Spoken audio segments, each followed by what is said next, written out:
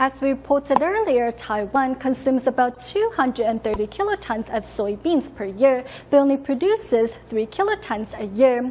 Though the rest are imported, they are mostly non-food grade, genetically modified soybeans. Thankfully, over 500 farmers across the nation have banded together to raise the nation's soybean production. The East Rift Valley of eastern Taiwan is full of life in spring. At dawn, farmers are already working in their fields. They cannot rest until the harvesting season is over. Standing inside this field, you won't smell any pesticides, which is a sign that this is an eco-friendly environment.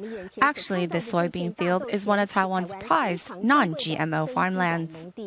有碰到那个毛毛虫吗？有。黄色那个呢？黄色那个很毒哦。 Zheng Guoqi was born into a family of farmers but decided to pursue an architectural degree in Taipei.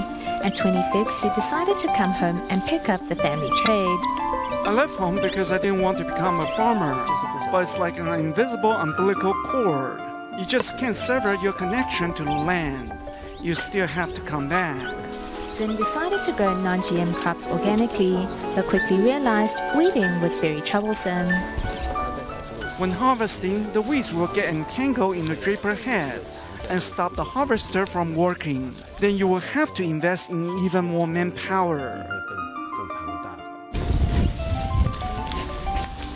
Inheriting 47 hectares of farmland from his dad, Zheng does not use herbicides on his crops. For both genetically modified and regular soybeans, farmers typically spray herbicides or large quantities of defoliants a week before harvest, which will dry up the plants and make harvesting by machine much easier. Hidden within the pod are beans that have absorbed the earth's potent energy. Zheng says organic farming is not about mass production, which sets it apart from GMC farming. The purpose of genetically modified crops is to maximize yield. However, in the process, they cause great harm to the land and nature.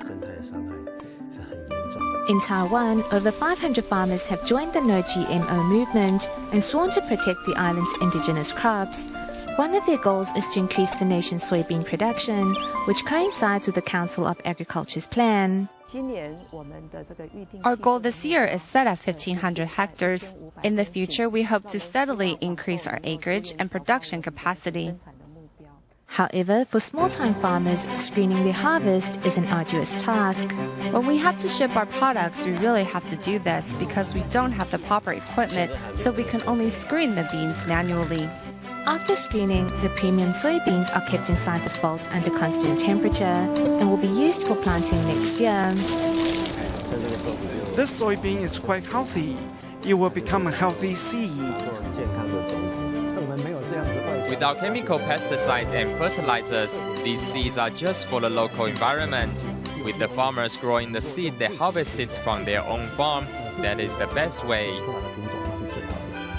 Thanks to so many farmers dedicating themselves in silence to support the No GMO movement, they have saved the best for Taiwan.